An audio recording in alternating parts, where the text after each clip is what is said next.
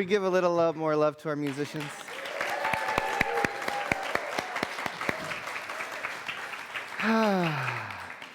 Happy Sunday, everybody. How are we doing? Good. Let's take a deep breath.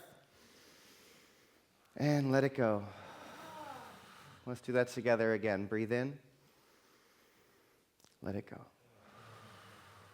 Oh, one more of those together. Breathe in. And let it go.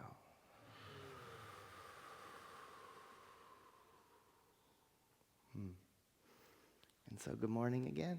If you don't know me, I'm Reverend Elisha Christopher. I'm the spiritual director at the Center for Spiritual Living here in Santa Cruz. I do use they and them pronouns. My ancestors come to us from all over the world. The ones that we know immigrated to this country came here from Ireland, Scotland, Austria, and Holland, and some ancestors indigenous to Turtle Island. It's been quite a year, this 2026 so far. I don't know about all of you, but it's been intense. Just watching what's happening in this country every day. And, you know, the thing that I've been, I think, most inspired by recently, how many of you have seen the Tibetan monks that are doing the Walk for Peace? And they're all over, they're walking like, 2,300 miles from Atlanta, all over, through places to all the way to Washington, D.C. And this action of when Tibetan monks and Buddhist monks specifically take to the street and leave the monastery and start to walk and do what these people are doing, it's always done in a time of desperate need, when the world is in desperate need of peace. And this group of monks has started walking. And I don't know if you've caught this on social media or in the other places it's being broadcast, but you see there's groups of people that are starting to follow them, and they've been collecting pins from the various police departments in the different cities they've been going through who've been, supporting them as they've been doing this walk. And then there's also the people who are coming out who are in opposition to people walking for peace. I saw a video on Instagram this week of a pastor of a Baptist church confronting the monks saying, "You are walking your way to hell." I know.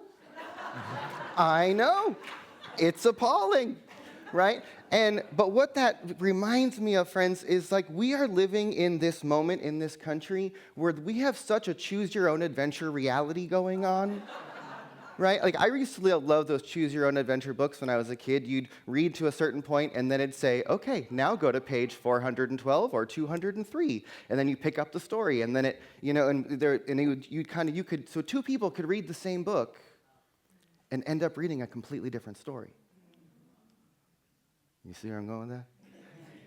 There's a lot of that going on, right? Like, there's very clearly this choose-your-own-adventure reality in front of us. And unfortunately, there is, as we all know, I'm just going to say it, the terrorist organization in the White House has a $1 billion media machine that is trying to sell us a particular story.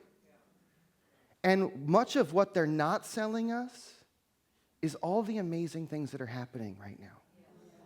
Is all the ways that people are coming together. All of the ways that people are rising up. All of the ways that people are waking up. And I say this all the time, but I absolutely know that the universe is always handing to us in every moment everything we need for our awakening. And the thing that I know also is that the universe is always tapping us on the shoulder saying, are you ready to wake up? Are you ready to wake up? Are you ready to wake up? And when we listen, we take that opportunity, we start to make some shift or some change, but oftentimes what happens? We get the little whisper, and what do? That's nice. And we carry on, right? And then the Spirit will just keep tapping you, but eventually it's going to get louder and louder and louder until it gets our attention. And, much of the stuff that's going on in this country has been going on for a long time. okay? And there's been a lot of people who've had the privilege not to pay attention to it, and there's been a lot of people who've been really clear about what's going on all the time, right? And this stuff that's rising up, this white supremacy, this hatred, this division, this homophobia, all of this has been here the whole time, folks. But it's coming up to the point where it can no longer be ignored. It can no longer be ignored, that the stuff has our attention. And on some level, I'm grateful for it. Because it means we can't pretend that this stuff isn't here anymore. We can't pretend that this isn't, what's happening now isn't based on the history of this country and the systems that have been in place all along. And that there's a new world that wants to be born. There's a new version of each one of us that wants to be born. And I so deeply feel that everything that's taking place right now is an invitation, always, right? It's always an invitation. But what's happening right now is an invitation for all of us to get so much clearer about what we love, about what we value, about what's important. There's a major spiritual exam being put forth upon all of us. And I think to the level in which we are spiritually practiced, to the level of which we are in community, to the level of which we have ability to stay grounded, to be reminded of the truth of who we are, that's what's being tested. And I know that there's the big global national stuff that's going on that's challenging all of us. And there's also, I know, stuff going on for each one of us individually.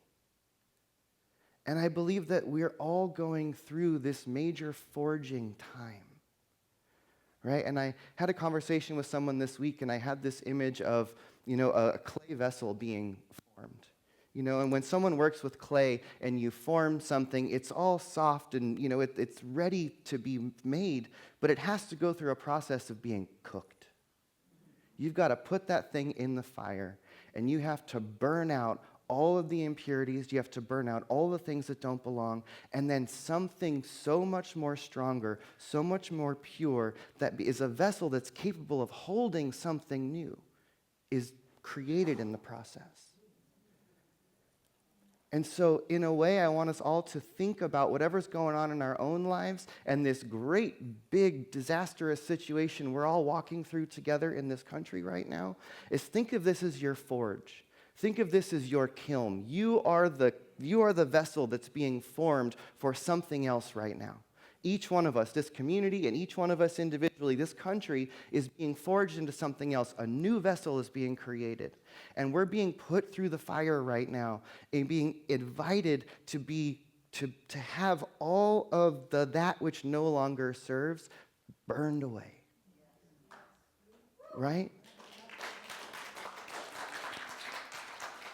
And I think that the invitation is here for all of us to become the best versions of ourselves, to become the most pure versions of ourselves, to live into our truth in whole new ways. There's an opportunity here. And either the situation at hand can send us running and cowering in fear, or it can shake us awake enough that we make a great change. And I said this last week, but the world needs our best thinking right now. Our country, our community, our families needs our best thinking, our highest level of thought. And that is not available when our brains are hijacked by fear. So our work, the whole reason we meditate, the whole reason we come here and sing and chant and pray and breathe together is so that we can get out of the fear brain, so that we can get grounded into a sense of connection with each other, with place, with God, with breath, with community, with life, whatever it is, but find that greater sense of connection and groundedness, because it's from that place that our creativity, that our inspiration, that the new ideas, that the passion and the fire and the willingness to get out there and do something, it comes from that place. So we're going to take the fear, but we need to transform it. We need to turn it into something else so that that fear becomes passion, right? So that the terrorism that's coming at us becomes a fire underneath us, right? Right? And some of you may have heard the interview that Reverend Deborah Johnson and I were on with Amy Chen a couple weeks ago. We're going to put the podcast in the e-news this coming week. Remind me of that, Jason. There was a question that came on during that dialogue about, we talk about in many of our spiritual traditions, even in this one, it's all God. That's like our highest possible truth. The Buddhists will tell you it's all an illusion, right? Now the scientists telling us it might be a simulation. Like, they were saying that 4,000 years ago. I'm like, okay, well, it all comes back around. And that kind of a spiritual idea, that it's all an illusion, it's all God, it's simulation, whatever, it can lead us to a sense of sort of detachment. And like, well, then it's all good. I'll just meditate. That, I think, is a spiritual bypassy, pretend kind of spirituality. That awareness that it's all God or that it's all an illusion can also be a deeply empowering thought.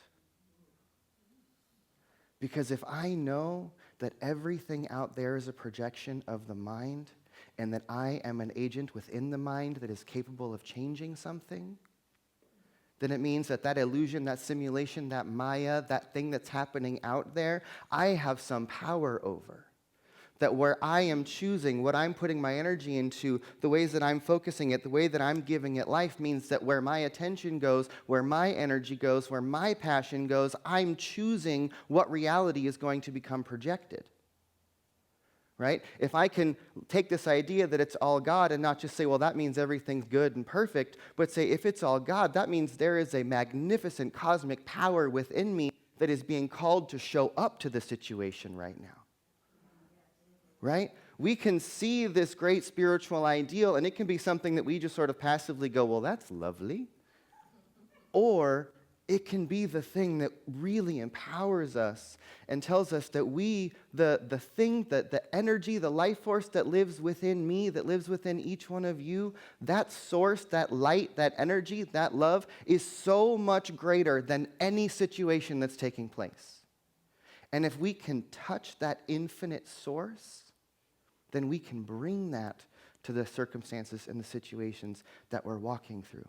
And then when we approach it from the eyes of the divine, from the mind that is capable of creating worlds, and we bring that consciousness to dealing with some issues in our nation, we have a different perspective. Right? Let us work with the great cosmic power that is shining the sun and creating worlds and evolving all of existence for billions of years. And remember that that energy is what's coursing through each one of us. And we can bring that mind to the little problems that we're dealing with right now. Right? I think I saw, it's kind of, just to sum it up, I think I saw on one of those billboards on a Christian church once, like, don't tell God how big your problems are.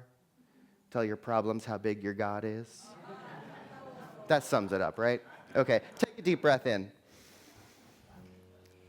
And drop in with me for a minute. And take another deep breath. And let it go. Because as we breathe together, as we just drop ever deeper into this moment of now, I want us to feel ourselves being breathed. You can take control of your breath for a moment, but notice you're not the one breathing. There is something greater than we are. There is an infinite presence. There is a power. There is a life force. This life force that is shining the sun and spiraling the galaxies and unfolding and evolving and creating all things. The one power that is bursting forth at the level of the atom, vibrating, making all of existence, the one power, the seamless presence that is living and breathing in, through, and as everyone and everything, the one life that has breathed every living creature on this planet for billions of years, the one life that is speaking these words is the same life that is hearing them. Let us remember right now that infinite presence is breathing these bodies, beating our hearts.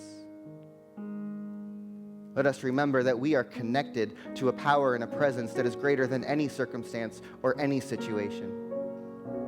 Let us remember that there is something more within us that is greater than anything that is outside of us. And so our spiritual work, our calling in this moment, is to remember the truth of who we are.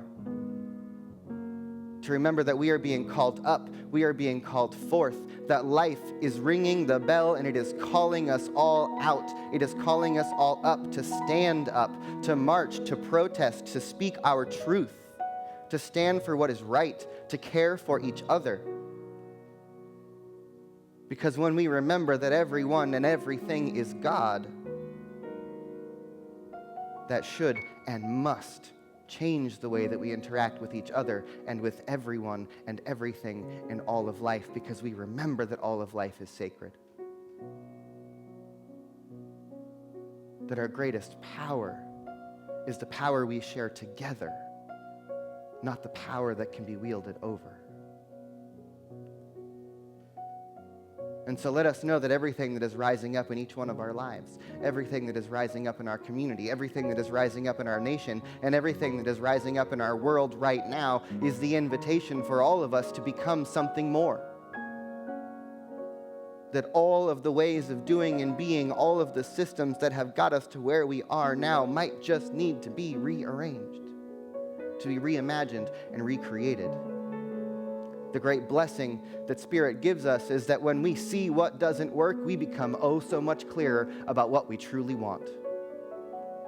And so I can, in that mind, be grateful for everything that comes my way, because all of it guides me closer to the truth.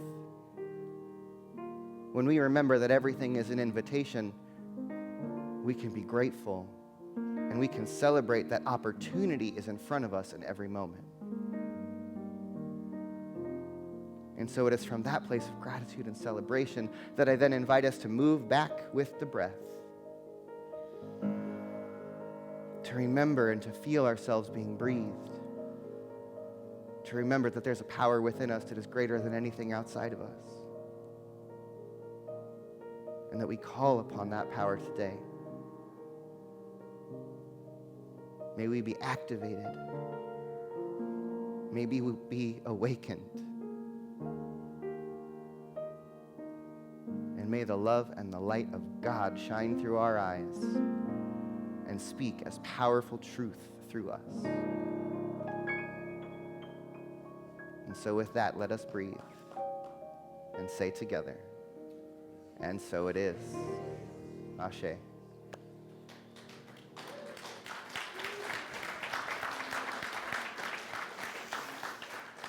Thank you, my friends. I'll invite our musicians back up.